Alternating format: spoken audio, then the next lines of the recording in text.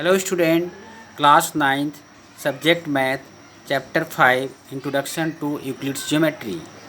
Here our topic is prove that an equilateral triangle can be constructed on any given line segment. This is the question, okay student, how you have to construct by geometrically. Okay, this topic is related to chapter 5. So first of all, before this one, I want to ask to you what is an equilateral triangle. You already know from the class 5th or 4th. So equilateral triangle is a triangle with all sides equal, means all sides should be equal, that is called equilateral triangle. So before this, now how you have to construct. So according to Euclid's postulate 3, can you say what is the Euclid's postulate 3?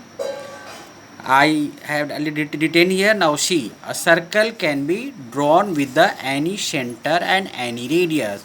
So now according to this one, we have to take AB is a line segment. Okay, so like this. So see here, AB is a line segment. You take any length. So this is line segment. Now after drawing the line segment, we mark the point. This is the A and this is the B. Okay student, now after this, with the help of compass, this is the compass. Now you measure AB as a center. This is the AB as a A as a center, and B is the another point. So this is the radius. So according to postulates number 3, a circle can be drawn with the any center and any radius. So A is the center and AB is the radius. So any center and any radius. Now suppose you are taking like this. So B as a center and AB as a radius. So you can draw like this another one arc. So one arc is like this. So in this way, and similarly we can consider as a B as a center. So if you will draw like this, so this arc intersect at point any point. So now we have to consider this point as a C. Okay student, this is point C.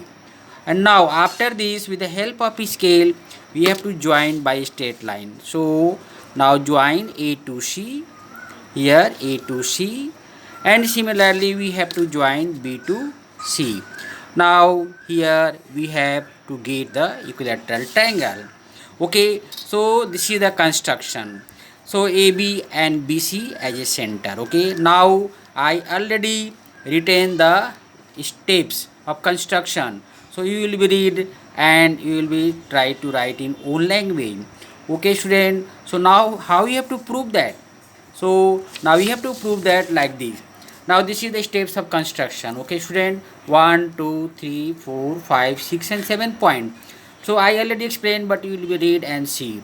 Now see, from here we need to prove that AB equal to AC equal to BC, because in the figure is get AB equal to AC equal to BC. So now we can say here AC equal to AB. AC equal to AB. How you have to say that student? AB equal to AC, because here AB equal to, you can say AB equal to AC, because radii of the same circle.